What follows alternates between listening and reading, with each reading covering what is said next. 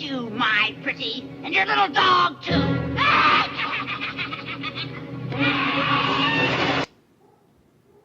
Always aggressive. Hey everybody, it's Joe. Spooky Patootie on Instagram, Spooky Baby on TikTok. Welcome to the first episode, hopefully not the first and the last, Cosplay Breakdown, where I talk about my most viral cosplays on TikTok and Instagram and sort of breaking down my cosplay process. This is my first video. I don't know what's going on, but we're doing it. We're trying new things now. So this video is going to be broken down into 3 parts. I'm going to talk about the makeup of the cosplay, the cosplay itself, or the costume, and then sort of the mannerisms / character choices that I make whenever I'm putting my cosplay together and recording them on TikTok or taking pictures. I'm a huge theater nerd. I have a long history as an actor, as a professional actor. It's the part that I nerd out about the most, just putting a whole character together. You know, I absolutely love it. So I'm excited to get to share that with you all. Let's get right down to it. I'm super excited. The first character in my series is the Wicked Witch of the West from the 1939 film The Wizard of Oz. The Wicked Witch of the West that I'm portraying is Margaret Hamilton's Wicked Witch of the West. When I talk about some of the characteristics and mannerisms and postures and things, that's who I'm referring to. So let's get started. Let's get right down into it. Relax. So one thing that I like to showcase on TikTok is putting the look together. So luckily I have this video right here to demonstrate. What's just this? Oh God. So I used the green Medron paint. Do I have it? Okay. If my hair keeps changing, it's because I'm nervous. So the makeup that I use is the Medron,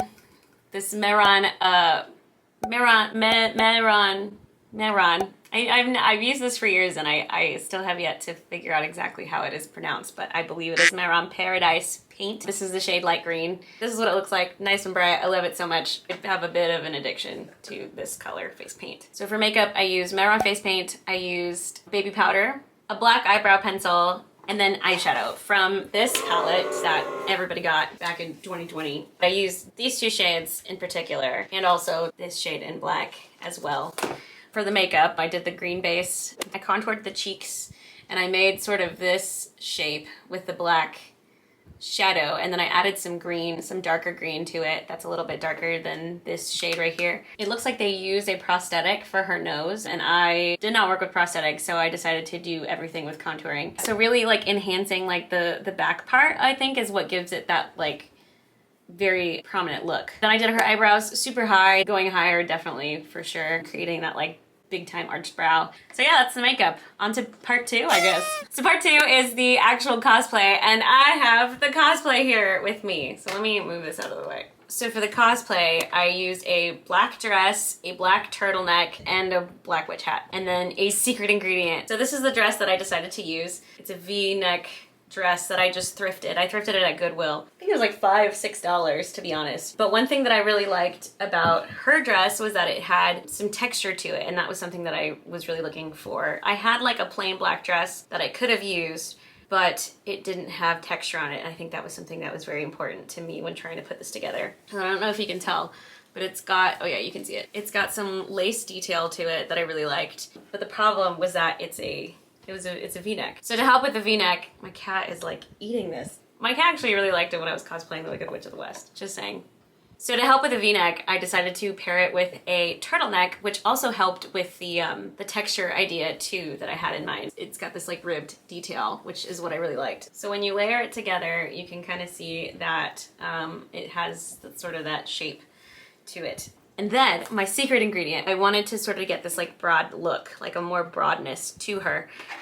So my secret ingredient, I added a pair of socks. What I wanted was shoulder pads, but I didn't have shoulder pads. I put them in my shoulders to kind of give it like more of a hunched look, and to give it that broadness and that like, that villain look, you know, that we all love, that classic villain look. We were being innovative. All right, it was 2020. We were doing the best with the resources that we had. And then to top it off, like of course, I had like a classic witch hat. It was like $1 that I got at Walgreens. So all in all, the costume itself was not very expensive. It was just mixing together a lot of pieces of what I had. I was very fortunate to come across that dress in at Goodwill. Like I've used it in a lot of different cosplays and it's still is one of my favorite dresses. So that's the section 2. All right, we're chugging along. I'm so happy. So that brings us to the last section, the final section of this, which is so exciting.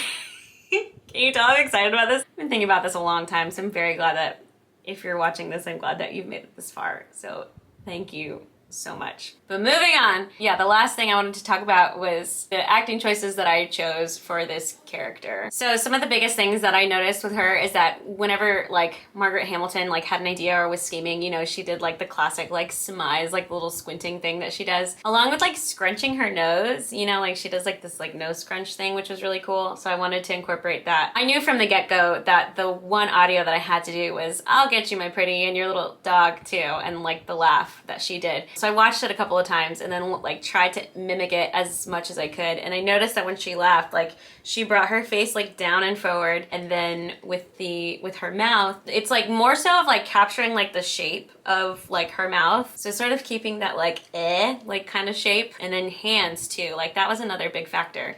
So like the main things that I looked at, right, was like her eyes. Like every time she was like plotting and scheming, she would squint her eyes. Her big laugh, you know, very like tilted forward, like she laughs like this. And then also her hands. So having like the long fingernails. I have long fingers, so this worked very well for me. So how do I keep my hands looking long?